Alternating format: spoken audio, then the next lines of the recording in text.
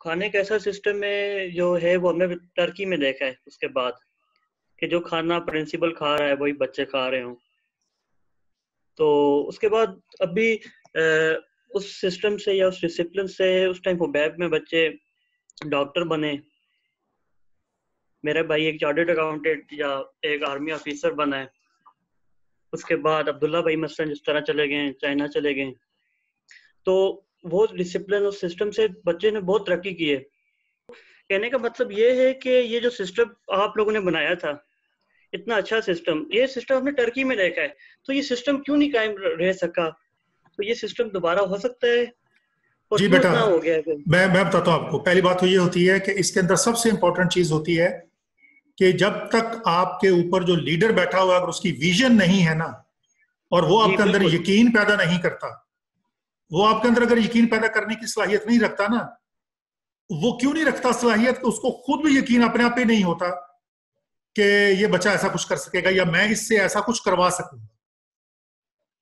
हमेशा आपका लीडर वो आपके अंदर वही यकीन मुहकम पैदा करवाता है, फिर वो अमल पहन करवाता है आपसे, और फिर वो आपको वहां तक पहुंचा देता है जहां तक आपने जाना होता है। अच्छा, अभी मेरे हवाले से ये जितनी भी चीजें हैं ये कुछ भी नहीं। अभी ये पहली स्टेज है जो आपने अभी बात बयान की। यानी ये कि हमने जो सोचा था कि आप सब लोगों ने एक इंटरनेशनल लेवल पे जाना है, वहां पे जाके आपने मुकाबला करना है, तो वो बड़ा जरूरी होता है। मैं अभी बात बाद में जारी रखूंगा। सकलैन का एक सवाल आया, मैं सकलैन से सवाल लूँ। जी सकलैन, आप बोलिए। अस्सलाम वालेकुम सर। जी वालेकुम सलाम। जी सकलैन। सर सबसे पहले तो मैं आपका बहुत बहुत शुक्रिया अदा करना चाहता हूँ और मैडम आयशा का। 2012 में लास्ट टाइम आपसे हमने क्लासेस ली थी, तो उसके बाद आज 8 साल हो गए। बहुत मिस किया सर आपको भी और मैडम आयशा की भी गाइडलाइंस को। तो सर मैं सारे जो शबाब वगैरह जो सारे लोग बात कर रहे हैं उनको मैं सबसे बात करना चाहता हूँ कि आप में और मैडम आयशा में एक लीडरशिप क्वालिटी होती थी। आपके अंडर जितने भी स्टूडेंट थे खुबैब में, ये शबाब और नादिर वगैरह तो उस टाइम बच्चे होते थे, इनकी उस टाइम लर्निंग क्वालिटीज इतनी थी, लेकिन उसके आपके दौर में जितने ही बच्चे थे अगर आप उन सबको देखें, ये तो अभी टर्किश सोसाइटी में ना, ये 8th क्लास के बाद टर्की आ गए थे, इनकी सारी ग्रूमिंग इधर हुई है। लेकिन उस सोसाइटी में अगर देखें जितने भी बच्चों ने आपसे पढ़ा था, आपसे उन्होंने लीडरशिप क्वालिटी सीखी थी, वह सारे ग्रो कर गए उस सोसाइटीज में, वो एक अच्छा किरदार अदा कर रहे हैं। कोई अपनी पॉलिटिक्स अच्छे तरीके से कर रहे हैं, लीडरशिप क्वालिटी सबके अंदर है आपकी तरफ से जो डेवलप की गई है। तो सर मैं आपको एक सजेशन ये देना चाहता हूँ कि अब हमारी ये जो वीक पे जो सेशन होगा ये हमेशा चलता रहेगा। मैं तो अल्लाह ताला की फजलो करम से, याद रखिए कि मैं किसी काम में भी पीछे नहीं हटता कभी। इसलिए कि मेरे उसमें काम ही अल्लाह ने ये लगाया, तो मैं पीछे क्यों हटूंगा? मेरे लिए मैं चाहता हूं कि जितने बच्चे खुबैब के भी थे, वो चाहे सारा सेशन, उसमें वो सारे बच्चियां, वो सारे बच्चे जो भी ज्वाइन करना चाहता है उसको आप दावत दें, उसको ज्वाइन करवाएं और ये चलाते रहें। आप वक्त चेंज करना चाहते हैं, आप दिन चेंज करना चाहते हैं, आप जो भी तय करते चले जाएंगे, मैं एडजस्ट करता जाऊंगा साथ साथ। सर हम इसको चलाना चाहते हैं, लेकिन मैं आपसे भी कहना चाहता हूँ तो कुछ और भी ऐसे स्टूडेंट हैं जो जिनको हमने आपके बारे में बताया था, वो आप लोगों से खासे इंस्पायर हैं, वो भी ज्वाइन करना चाहते हैं। मैं आपसे उनकी भी परमिशन लेना चाहता हूँ, अगर आप अलाउ करेंगे तो हम उनको भी आप बुलाएंगे। आप जिसको भी कहेंगे आप बुलवाएं, मुझे कोई इसमें। देखें, ये लर्निंग का जो है ना कॉन्सेप्ट, जो टीचिंग लर्निंग होती है, ये तो नबी पाक सल्लल्लाहु अलैहि वसल्लम का काम है ना, और हमारे जुम्मे ये लगा हुआ है, ये तो हमने करना ही करना है। मैडम कुछ कहना चाह रही हैं? जी मैडम। जी मैं सकलैन आपका, जी सर। और ये जो अभी बात की है शबाब ने, इसमें ये चीज ऐड करने लगी हूँ कि हमारे दौर में 2 क्लासेस थी जिन्होंने FSC में अपीयर हुई थी, ठीक है, और तीसरी ये नादिर वारा की क्लास थी, उस जमाने में 9th-10th में थी, ठीक है। जी उस इसमें जो 2 क्लासेस थी हमारी, इसमें 30 बच्चे नहीं थे, 24 बच्चे थे एक में 20 बच्चे थे, ये कुल 48 बच्चे थे, जिसमें से 8 डॉक्टर बन रहे हैं इस वक्त, 2 ने CA किया, 2 एकेडमी में हैं, और 18 बच्चे ऐसे हैं जो दूसरे कंट्रीज में हैं। जी तो वही आप ये मैम। देखें कि कितने कम बच्चे हैं जो कि अभी मतलब किसी ऐसी पोजीशन पे नहीं है। मगर मैं आपको उसमें भी बताऊं, जैसे जी आपको नाम शायद याद हो, सिकंदर मीर, शकील, ऐसा एहसन ऐसा शकील, कि मैम कब मैं इस आपको वही बात खातून। कह रहा हूँ। उस टाइम हमारी जो एज थी, उस टाइम हमें ये चीजें बुरी लग रही थी, जो जिस तरह से आप बिल्कुल क्योंकि आपका विजन तो कुछ और था ना, हमारा विजन तो वो नहीं था। हम सोचते हमें आजादी मिले हर किस्म की, लेकिन अब जो हाँ, आपने उस टाइम जो हमें रिस्ट्रिक्शंस की थी उसका हमें फल अब मिल रहा है। अब वो बच्चा, आप यकीन करें कि मेरे लिए फखर के बायस है वो बच्चा। हम मतलब मैं सबको कई खुद दफा फख्र है मेरे मैम आप पे और सर जैद पे। आप जैसा हमें उसके बाद आज तक कोई भी नहीं मिला। नहीं, मैं आपको बता रही लगी हूँ कि मेरा फखर क्यों है वो सिकंदर, क्योंकि जी सिकंदर एक अभी चला रहा है एक होटल, एक उसने अपना खोला हुआ है, उनकी अपनी फैमिली का होटल है, जी ठीक जी है। जी और वो उसका माशाल्लाह काफी अच्छा चल रहा होगा, क्योंकि मैं तो दोबारा आई नहीं मुजफ्फराबाद, मुझे इतनी डिटेल नहीं है उसका पता। लेकिन कुछ 1 साल पहले या 1.5 साल पहले एक आफत आई और एक कोई पानी का रेला आया और वो नीलम वैली को पूरा बहा के ले गया। जी तो जी बिल्कुल। उसमें वाहिद ये सिकंदर मीर था, जिसकी तरफ से एक खादमे आला का एक पेज है आप लोगों का कश्मीर का, जी जी तो उसके अंदर उस बच्चे ने लिखा हुआ था कि हमारा होटल सबके लिए हाजिर है, जो नीलम वैली से आ रहा है, जिसने रहना है, 1 वीक रहना है, 2 वीक रहना है, आगे हमारे होटल में फ्री रह सकता है, फ्री खाना खा सकता है। तो बिल्कुल मुझे ऐसे ये ही, लगा कि ये हमारी तरबियत बोल रही है। बिल्कुल तो एग्जैक्टली यही बात है। हाँ, उस वक्त मेरे दिल से इतनी दुआ निकली। ये इस बात को हम थोड़ा सा अब इस तरफ लेके जाते हैं कि अल्लाह ताला फजलो करम करे आइंदा के लिए इन चीजों को। हाँ बिल्कुल। देखें, मुझे आज जो खुशी इस बात की है कि वो जो हमने एक प्रोजेक्ट शुरू किया जिसमें आप माशाल्लाह सब शामिल हैं, अब ये देखें कि वो 1 से 2 होते हैं, 2 से 11 और 11 से 111 और इससे बाद आगे चलता चला जाएगा मामला।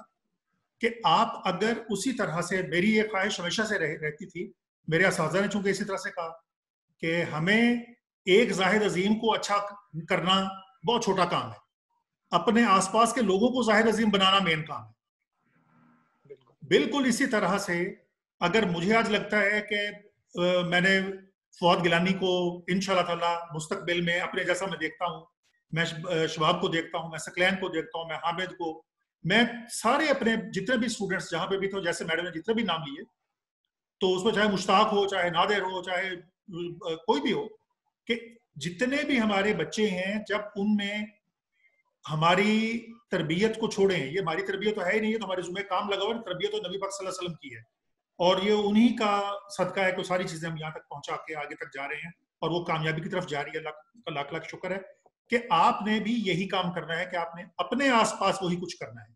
ये जो मैंने आपको दिखाई थी जिसके अंदर वो 4 शेर हैं, ये 4 शेर आप हमेशा अपने पास लिख के लगा लें किसी जगह पे और इनको लगातार देखते रहें और इनको लगातार अपने अंदर रासिख कर लें कि आपसे ये सरजद ही वो हो। अब इसी के अंदर दो चीजें मैं खासतौर पे कहना चाहूंगा, क्योंकि फवाद अगर आप सिर्फ अपने आज के एजेंडा को देख लें तो हम चूंकि थोड़ी सी बातचीत में आगे चलेगा, मैं कर रहा हूँ कि बहुत जरा हम आगे ना ले जाएं, तो एजेंडे को साथ मैं डिस्कस करना चाह रहा हूँ कि वो थोड़ा सा भी हो जाए। सिर्फ फवाद आप अपने वो 4 पॉइंट दोबारा जरा बोल देता कि सब कुछ जरा सुन जाए। सर सबसे पहले हमने वेस्टर्न पर्सपेक्टिव से पर्सनैलिटी और डेवलपमेंट की जो हमने उसके बारे में आपने बताया। पर्सनैलिटी जो है सर इंसान की आदत और जज्बात का जो ये नहीं जो हमने इस आज की मीटिंग में करना था ना, जो एजेंडा हमने जो आपने सर्कुलेट करवाया था। जी सर सर आज की मीटिंग में जो हमने बात करनी थी मेन इस बारे में सर, हमारी वो थी पर्सनैलिटी डेवलपमेंट जो थे सर, ये हो गया। जो मेन पॉइंट्स जो थे हमारे फियर, डर के ऊपर, फेलियर। अच्छा, इसको मैं थोड़ा सा मैं बात खास तौर पे कर दूंगा कि ये नोट कर लें कि आज हमने डर के ऊपर बात भी करनी है, खौफ के ऊपर। जी, और आगे? और 7 फेलियर था सर। जी, ये फेलियर था, बात हो चुकी है। हाँ जी। टाइम मैनेजमेंट पे है और स्ट्रगल फॉर फ्रीडम। अच्छा जी, ये फ्रीडम सबसे आखिर में हम आएंगे। सबसे इंपॉर्टेंट चीज जो है ना, मैं मुख्तसर बात कर दूं, वो मैं टाइम मैनेजमेंट पे पहले जाना चाहता हूँ। टाइम मैनेजमेंट जो है बुनियादी तौर पे वो जहांपुर सोज है, जानपुर सोज का हिस्सा टाइम मैनेजमेंट में आता है। आपने करना सिर्फ ये होता है कि टाइम मैनेजमेंट के लिए बहुत सारे फैक्टर्स होते हैं, लेकिन खास तौर पे आप ये समझ लें कि अगर आपके अंदर ये खूबी है परसवेरेंस वाली कि आप एक काम को लगातार करते हैं और आपको फेलियर से किसी किस्म का खौफ नहीं है, यानी फेल होना उसको आप एक सक्सेस की एक पहला स्टेप समझते हैं कि लेसन लर्न फेलियर होने से ही आता है। एक बंदे के ऊपर वो सारी जो भी फेल होने के नतीजे में जो उसके ऊपर बीतेगा, ये बड़ा इंपॉर्टेंट होता है। मिसाल के तौर पर मैं आपको छोटी सी एक मिसाल दे दूं पहले, फिर आपको समझ आ जाएगी। जो आम एक उस्ताद होता है ना, आम उस्ताद, वो अपने एक क्लास में 30 बच्चों को पढ़ा रहा होता है, 30 बच्चे, और वो एक वक्त में मुमकिन है 5 क्लासें पढ़ा रहा हूं। चले मैं कहता हूं 5 नहीं पढ़ाता, 4 क्लासें में पढ़ा रहा है। 30 बच्चे अगर हर क्लास में भी हो तो वो 125 से 150 बच्चे को पढ़ा रहा होता है। इसका मतलब है कि वो हर रोज 125-150 बच्चे को फेस करता है। फिर उनका फेस करने के अलावा वो अपने पास 25-30 जो कुलीग्स होते हैं जो कि उन्हीं क्लासेस को और भी पढ़ा रहे हैं, वो उनको भी फेस कर रहा है। क्योंकि होता ये है कि मैं एक बुरा टीचर हूं, वही बच्चे मेरा रिजल्ट नहीं प्रोड्यूस कर रहे लेकिन और अच्छे टीचर के रिजल्ट प्रोड्यूस कर रहे हैं, तो मेरे ऊपर एक प्रेशर बहरहाल होता है कि यही बच्चे मैं सक्सेसफुली आगे नहीं लेके जा रहा और वो सक्सेसफुली लेके जा रहा है आगे। और एक नहीं, वो 4 टीचर उन चारों क्लासों को लेके जा रहे हैं लेकिन मैं उनमें से पीछे रह रहा हूं। आपने उन 20-25 लोगों को भी सामने रखना होता है, आपने इन 150 बच्चों को भी सामने रखना है, फिर इन 150 बच्चों के वालिदैन को भी सामने, उनको भी जवाब दें। आपने उनको फेस करना होता है, उन्होंने पूछना होता है अपने बच्चों की कारकर्दगी के बारे में। फिर आपने अपने प्रिंसिपल और अपने वाइस प्रिंसिपल और सेक्शन हेड, उनको भी फेस करना होता है। तो एक वक्त में आपके ऊपर कितने प्रेशर्स होते हैं, जरा ये देखिए। जब आप इस एक प्रोसेस से गुजरते हैं जिसमें आप फेस करना सीखते हैं, बच्चों को फेस करना सीखते हैं, बच्चों के बाद उन दूसरे टीचर्स को फेस करना सीखते हैं, आप अपने प्रिंसिपल वाइस प्रिंसिपल्स को फिर फेस करना आप सीखते हैं, उनके पेरेंट्स को, बच्चों को। तो इतने लोगों के साथ इंटरेक्शन आप करते हैं तो आपके अंदर मुख्तलिफ चैलेंजेस को समझने की सलाहियत पैदा होती है। ये सारे चैलेंजेस हैं जो आपको सिखा रहे होते हैं बुनियादी तौर पे। तो इसका मतलब ये हुआ कि जब तक आपके अंदर, मैं अगर अच्छा क्लास टीचर ना रहा होता, या मैंने ये चैलेंज फेस ना किए होते, या मैंने इस हालात को ना देखा हुआ, तो मैं एक अच्छा प्रिंसिपल भी ना होता, क्योंकि मुझे उन ना चैलेंजेस का समझ होती है, ना उन चीजों का पता होता, ना उन मामलों को समझ सकता। लिहाजा उन सारे स्टैंड पॉइंट्स को समझने के लिए उस प्रोसेस से गुजरना जरूरी है। तो फेल होना भी एक प्रोसेस है। फेल होने से आप पे क्या गुजरती है, फेल होने की वजूहात देखने में आप पे क्या गुजरती है, फेल होने के अंदर आपको अपॉर्चुनिटी मिलती है अपनी ग्रोथ की और आइंदा बड़े कामों में फेल होने से बचाव की। मुमकिन है आप एक छोटी जगह पे फेल हो गए हों, लेकिन आइंदा, जैसे सकलैन ने ये बात कही थी अभी, कि अगर आप वहां पे करते हुए एक दफा चेक कर चुके हैं कि अगर छोटा सा हमने काम करके उस वक्त हम एक छोटी गलती कर रहे थे, लेकिन सकलैन अब यूनिवर्सिटी में जाके ये गलती नहीं करेगा, क्योंकि उस एक छोटे से फेलियर से कि यार हमने उस वक्त अपने आप को अच्छा पेश करना चाहिए था, अच्छा होना चाहिए था हमें, तो मुमकिन हम और लर्निंग कर लेते। तो वो जो एक सक्सेस उसको वहां से मिली है, वो फेलियर से सक्सेस जो मिली है ना, और वो आपको भी मिली है, नादिर को भी मिली है, हामिद को भी मिली है, सबको मिली है, कि 100% जब आप उस काम में नहीं थे तो 10% ही नहीं थे, तो 10% भी आपका फेलियर था। अगर आप उसमें 50% नहीं तो 50% आपका फेलियर था उन चीजों के ऑब्जेक्टिव्स को पूरा करने के लिए। लेकिन वहां से जो आपने लर्निंग की है और वहां से जो आपकी जो तरबियत हो गई है, अब वो तरबियत आपको आइंदा बड़ी चैलेंजेस में, यूनिवर्सिटी लाइफ में, और जब आप ऑफिस में बैठे हुए हो किसी में, और जब ऑफिस में आपकी, क्योंकि तरक्की तो ऑफिस में आपने करनी है ना, तरक्की तो आपने एक लीडरशिप के तौर पे करनी है, तरक्की तो आपने तब करनी जब आपको वज़ीर आज़म आप में से बना हुआ बैठा हुआ होगा, कोई जनरल बैठा हुआ होगा, कोई जाके, यानी जिस सारे लोगों ने अल्टीमेटली पॉसिबिलिटी वही लेनी है ना। तो मैं तो ये समझता हूँ कि अब मेरे ऊपर ज्यादा जिम्मेदारी है कि मैं आप लोगों को यहाँ आने के बाद, आपको जो बंदा फौज में चला गया उसको जनरल जरूर बना दिया जाए, जो पॉलिटिक्स में जा रहा है वो वज़ीर आज़म तो जरूर बने। अगर आपने उस वक्त, मेरी सिर्फ छोटी सी आप रिक्वेस्ट सुन लें, आप जरा उस वक्त को समझे जिस दिन पहले दिन आप खुबैब कॉलेज एंटर हुए थे।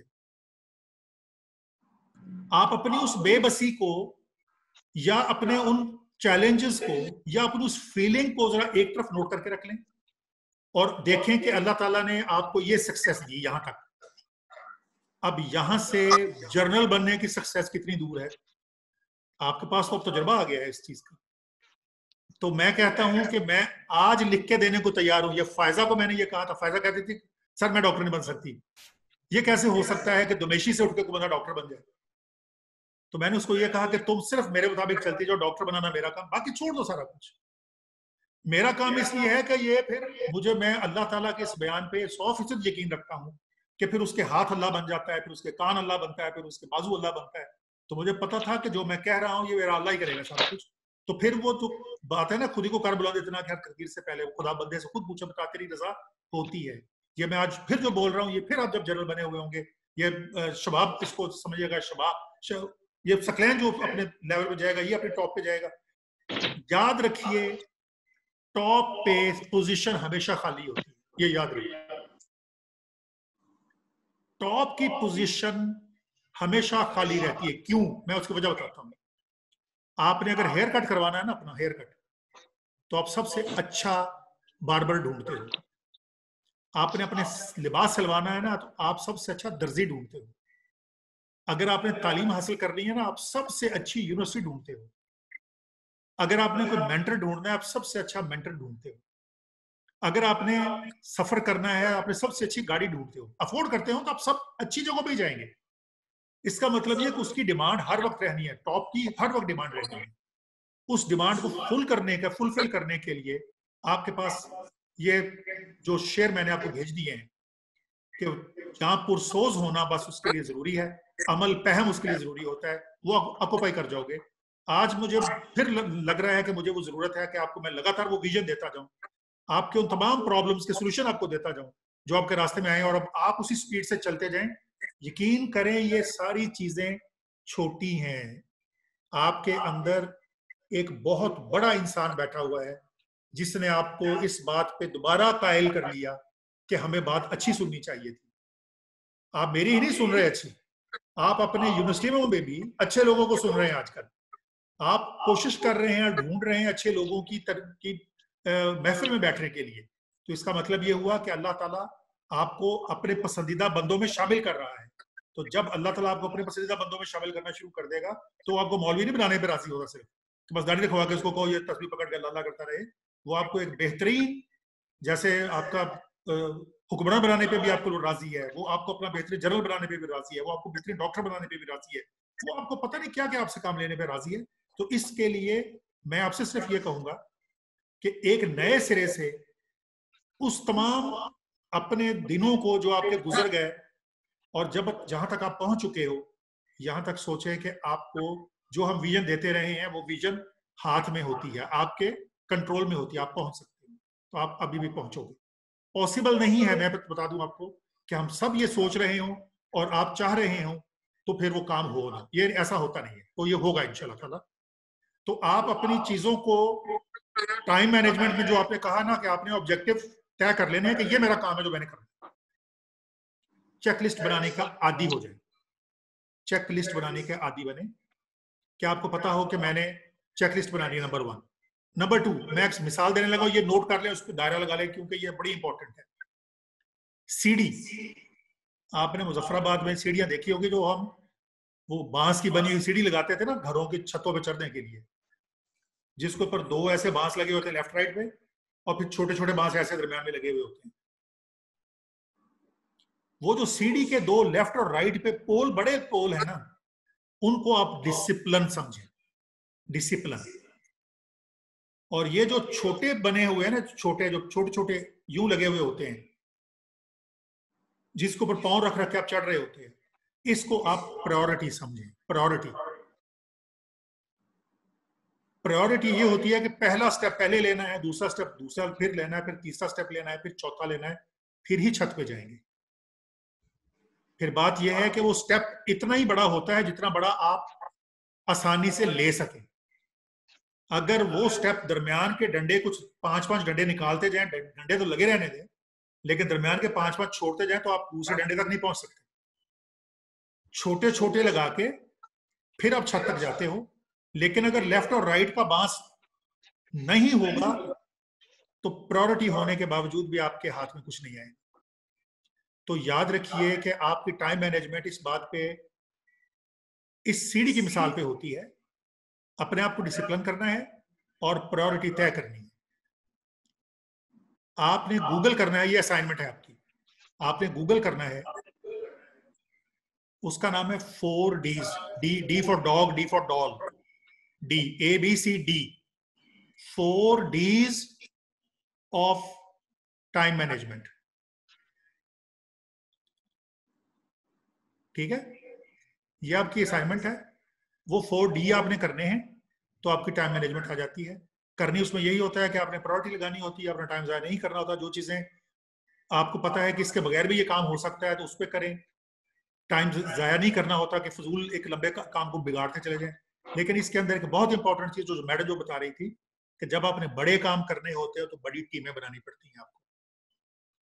उस टीमों बनाने में जो हम आपको अपने कॉलेज के प्रीफेक्ट बनाते हैं, जो हम आपको अपने आसपास जो आने वाले बच्चे होते हैं जिसमें हाउसेस में डिस्ट्रीब्यूट कर देते हैं, हाउसेस के बाद हाउस मास्टर्स बना देते हैं, हाउस प्रीफेक्ट बना देते हैं, ये टीमें होती हैं जो कि उस बड़े काम को छोटे छोटे टुकड़ों में तकसीम करके तो फिर करती हैं। आप सब लोग कंप्यूटर पढ़ते हो, आपको कंप्यूटर का पता है, तो कंप्यूटर के रूटीन्स का 2 बड़ी इंपॉर्टेंट चीजें होती है। Number 1, flow diagram proper.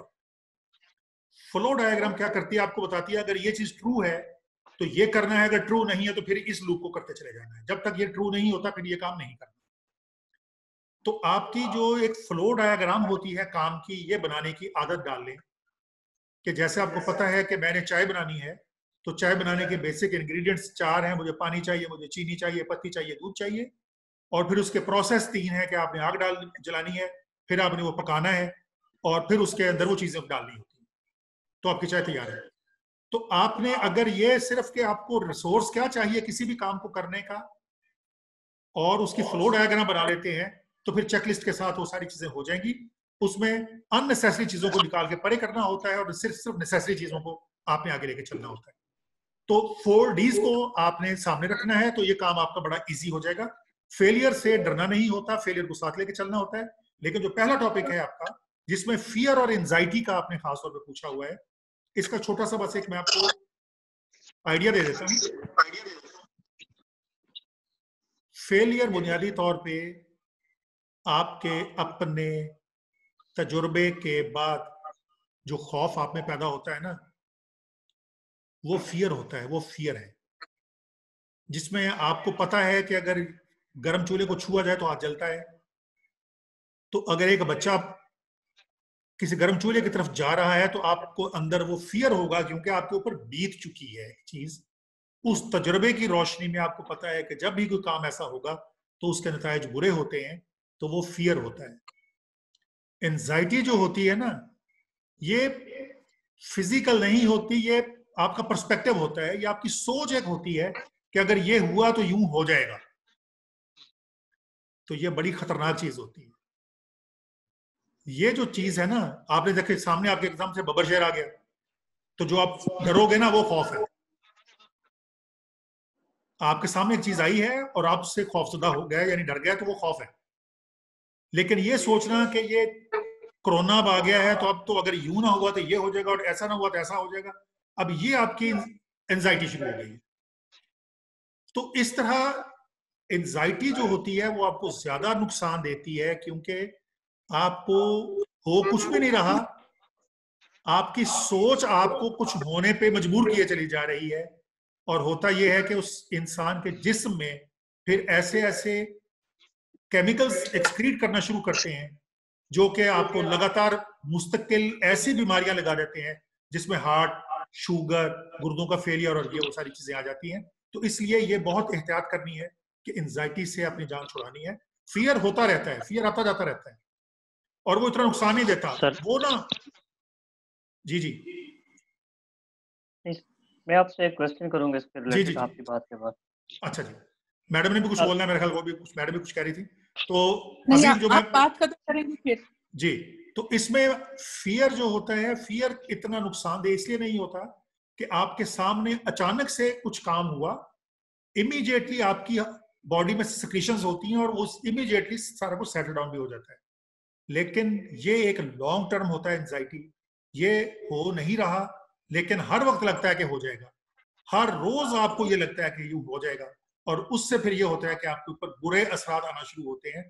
तो इसीलिए नबी पाक सल्लल्लाहु अलैहि वसल्लम ने यह बात कि आपके दिलों का इत्मीनान अल्लाह का जिक्र है, तो वो एंजाइटी को खत्म करने का बायस होता है। जब आपका ईमान मजबूत होता है तो एंजाइटी फिर आपको नहीं होती, फिर आपको वो परेशानी वो नहीं रहती। पहले शबाब आप कर लें, फिर मैडम बात कर लेंगे। सर मैं आपसे ये जो एंजाइटी के बाद आपने जो ईमान की बात की है, मैं इसको रिलेटेड करता हूँ। ये तकरीबन 3 माह पहले, मैं कोनिया में रहता हूँ, यहाँ पे टेम्परेचर बहुत माइनस में होता है। तो 3 माह पहले मेरे नाक से बहुत ब्लीडिंग हुई थी, जिससे लाइक कम अज कम आप उसको गिलासों में बोल दें। तो मैं इमरजेंसी में चला गया था रात को 2 दफ़ा। पहली दफ़ा एम्बुलेंस आई, उन्होंने कहा ये नॉर्मल ब्लीडिंग है। दूसरी दफ़ा वो मुझे एम्बुलेंस इमरजेंसी में ले गए थे। तो उसके बाद तकरीबन 12 घंटे उन लोगों ने मेरे सांस को नाक को बंद किया रखा। बिल्कुल। तो उसके बाद तकरीबन ये बात तकरीबन 2 हफ्ते तक चली। ब्लीडिंग मेरी बहुत होती थी, लेकिन अल्हम्दुलिल्लाह उसके बाद ये ट्रीटमेंट के बाद वो खत्म हो गया। लेकिन ये जो आपने एंजाइटी की बात बोली है, उसके बाद मुझे तकरीबन 1 माह में बहुत डिस्टर्ब था कि मुझे लगता था कि मेरा सांस बंद हो रहा है, क्योंकि वो ट्रीटमेंट में मेरा सांस 12 जो घंटे बंद हुआ था, तो मैं कहूँ कि मेरा दम घुट गया है। तो अब मैं क्लासेस में बैठा हूँ तो मैं टीचर को रिक्वेस्ट करूँ प्लीज मुझे बैठ जाने दो, मैं बस मुझे लग रहा था कि नॉर्मल जिंदगी में नहीं आऊँगा कभी भी। तो हालांकि ना मुझे किसी चीज़ की टेंशन थी एंजाइटी के बाद। फिर मुझे किसी ने सूरह रहमान का बोला। मैंने अपने एक बहुत करीबी दोस्त से शेयर की बात। मैंने कहा यार अब तो मुझे ऐसा लग रहा है कि मैं दम घुट रहा है, हालांकि वो हो रहा नहीं था क्योंकि मेरा ट्रीटमेंट तो हो गई थी।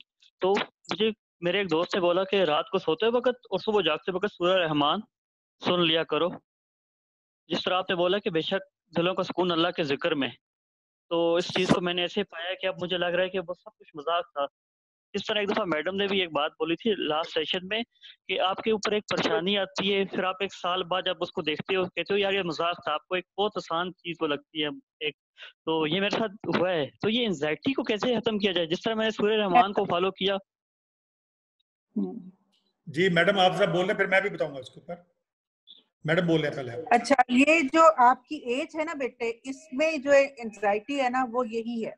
उसमें यही है कि आपको एकदम, इन सब बच्चों को ये होता होगा कि जिस वक्त इनके ऊपर प्रेशर होगा ना एग्जाम का या कोई और प्रेशर, जैसे खुदा ना खास्ता फीस देनी है, फीस उस टाइम पे नहीं दी जा रही, या घर से कोई ऐसी खबर आ गई है कि टेंशन में हो, तो उस वक्त आपको ये लगता है कि आपका सांस रुक रहा है और आपको थोड़ी देर के लिए लगता है ऑक्सीजन बहुत कम है। असल में ये इम्यूनिटी जो है ना, जैसे आजकल वो कहते हैं अपना इम्यून सिस्टम बेहतर करें, बार बार वो एक बात कह रहे हैं कि इम्यून सिस्टम बेहतर करें। अब जब शबाब के ऊपर ये सारा कुछ आया, ये यही हुआ कि शबाब का ब्लीडिंग हुई, या शबाब एक उस चला गया उस चीज में कि जब जहां पे इसका इम्यून सिस्टम डाउन गया, स्ट्रेस हर बच्चा लेता है।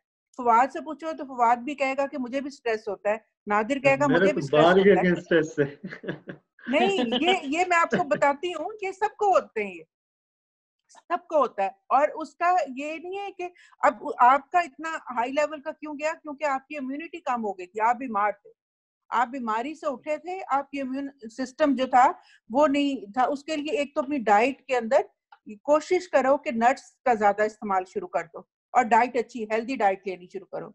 दूसरी बात, ये जो बात फियर की हो रही है ना, कि फियर जो है ना, आप लोग जो जिसको फियर समझते हो, खौफ जो है वो चीज नहीं है। आप लोग जो कहना चाह रहे हो वो चीज है स्ट्रेस और एंजाइटी। फियर जो होता है ना, फियर तो जैसे छिपकली सामने एकदम आ गई या बिल्ली आ गई, ये खौफ है। ये जो दुनियावी, ये जो मतलब वक्ती तौर पे चीज आपको डिस्टर्ब कर रही है, ये फियर है। लेकिन जो स्ट्रेस है ना और एंजाइटी है, ये बहुत आगे जाके शुरू हो जाता है। जो आप लोग मतलब आपसे पहले भी इस एज से, जब एग्जाम की एंजाइटी होती है, पेट में ऐसे गुड़ शुरू हो जाती है बिला वजह, और खाने को कुछ दिल नहीं कर रहा होता, ये सब कुछ स्ट्रेस और उसमें होता है। इसके लिए 2 चीजें याद रखो कि एक सूरत यासीन की आयत है, वजअलना मिन बैनी ऐदिहिम सद्दन व मिन खल्फिहिम सद्दन, सुनी हुई है ना? ये 4थी या 5वीं आयत है मेरे ख्याल में।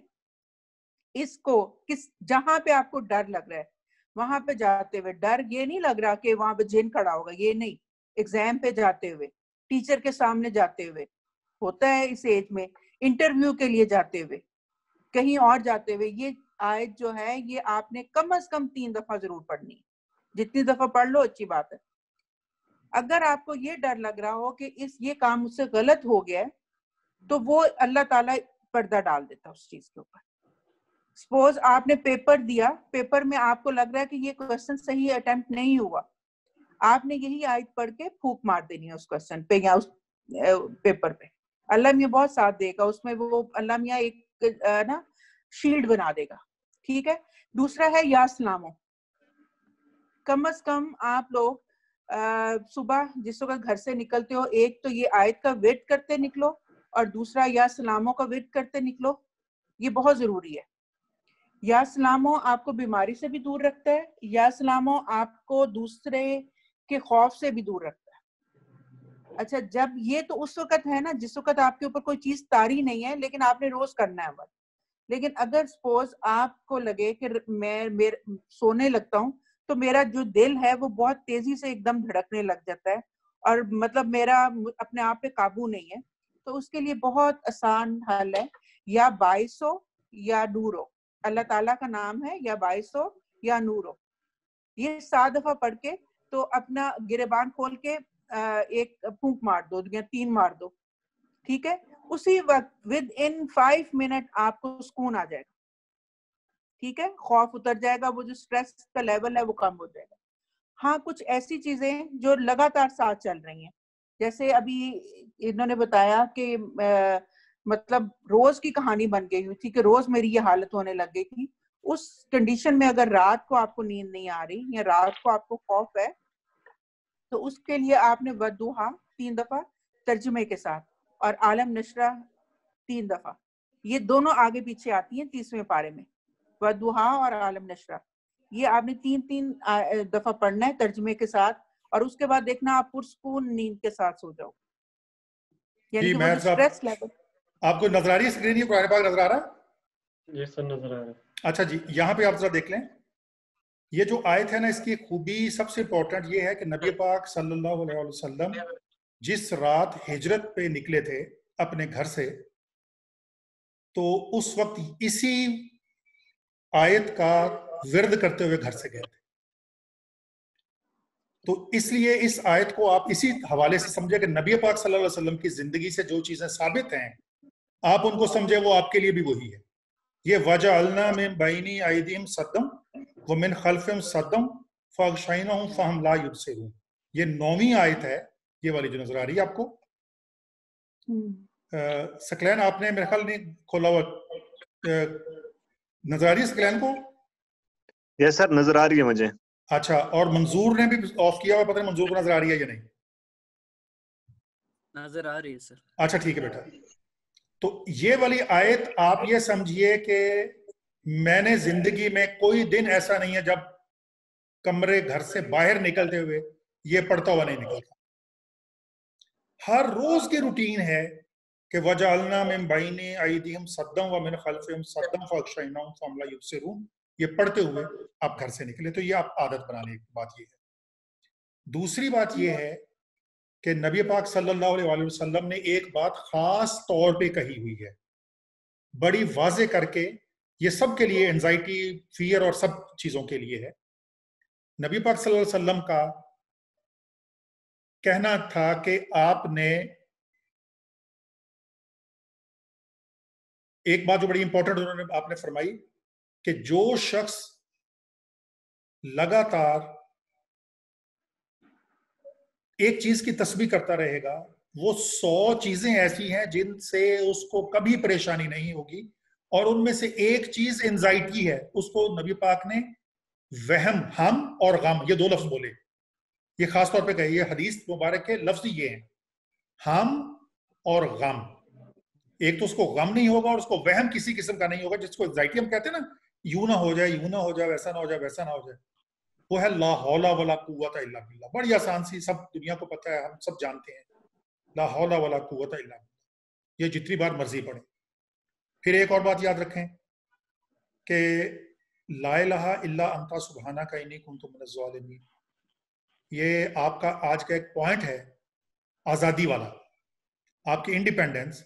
और ये परेशानी जो आपको होगा आइंदा आने वाले दिनों में, कहीं ऐसा हो सकता है तो उस परेशानी में से किसी तरह की भी परेशानी, इवन ये वबा की जो परेशानी चल रही है, इवन इसमें भी, तो इस सारी चीजों में आपने इस बात का ख्याल रखना है, क्योंकि इस आयत के फौरन बाद अल्लाह ताला ने ये वादा किया कि जो मोमिन, जो भी मुसलमान इस आयत को पढ़ेंगे हम उनकी दुआएं कबूल करेंगे।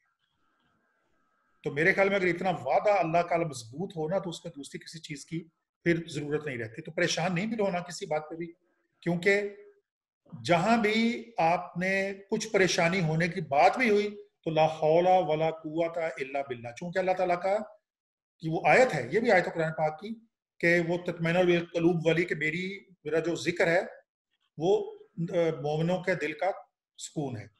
तो आपने जब ला इलाहा इल्ला अंता सुब्हानका इन्नी कुन्तु मिनज़ ज़ालिमीन पढ़ते हैं तो तभी अल्लाह का जिक्र उसमें आ रहा है। ला हौला वला कुव्वता इल्ला बिल्लाह पढ़ते हैं तभी उसमें अल्लाह ताला का जिक्र आ रहा है। दुरूद पाक पढ़ते हैं तभी अल्लाह का जिक्र आ रहा है। तो इसका इलाज बहरहाल यही है कि आप इन तमाम चीजों को इसी के मुताबिक लेके चलें जो नबी पाक ने और अल्लाह ताला ने फरमाई है। जी कोई और सवाल?